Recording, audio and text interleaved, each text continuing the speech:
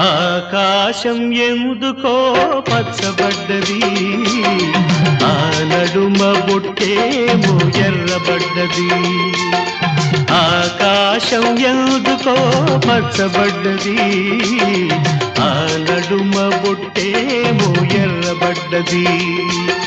వీచే గాలుల తాకిడి, సాగే గువ్వల అలజడి, రమ్మని పిలిచే పైబడి